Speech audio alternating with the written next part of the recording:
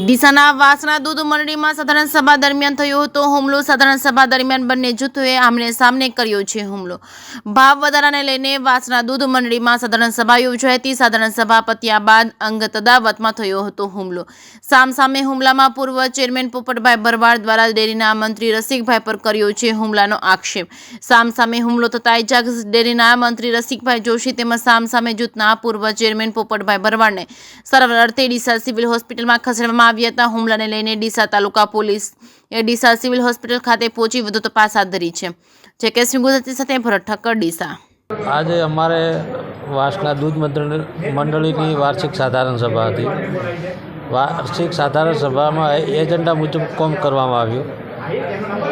Agenda book અંદર મૂકવા હું જતો હતો એ વખતે પોપટ ભેમા ભરવાડ, બાબુ રમુ ભરવાડ, મોહન ગફુર ભરવાડ, જય પોપટ ભરવાડ, નવગણ પોપટ ભરવાડ, ગોકળ મફા ભરવાડ આ લોકો પાછળથી દોડીને આવીને મને મૂઢ માર માર્યો। લાકડીઓને એને હાથમાં પહેરવાને પહેલાં માઠડીઓ આવે એ માઠડીઓથી અને મારા ચોપડા ઝૂંટાવાનું કર્યું। મારા ગળામાં પહેરેલો હોનાનો દોરો એક વેટી અને અંદાજિત 50,000 રૂપિયા ગીંજા બધા એ બંડલ આખું ખેંચી ગયા।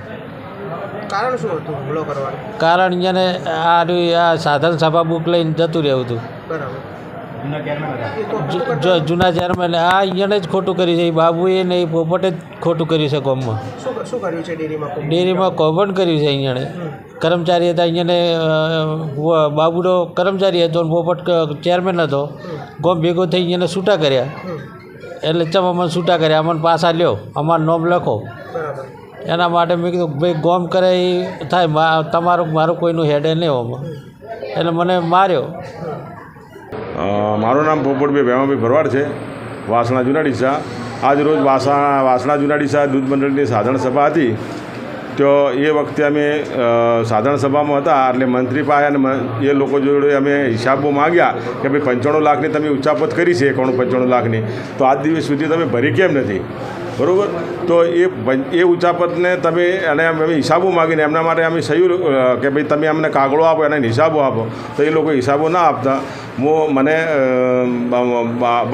મારવા મળ્યા। એટલે મારા ભત્રીજા, મારા ભાઈ એ મને છોડાવવા માટે આવ્યા।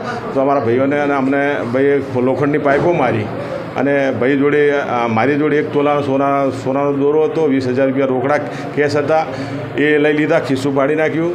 પછી અમારા ભાઈ જોડે બીજા ભાઈને ભત્રીજા છોડાવવા આવ્યો તો એને પણ એ લોકોએ મૂઢમાર માર્યો અને એનો પણ શર્ટ બધું ફાડી નાખ્યું। અને એની જોડે લખી હતી જે 1.5 તોલા જેવી કહેવાય એ હતી, ચોદીની એક લખી હતી 100 ગ્રામની।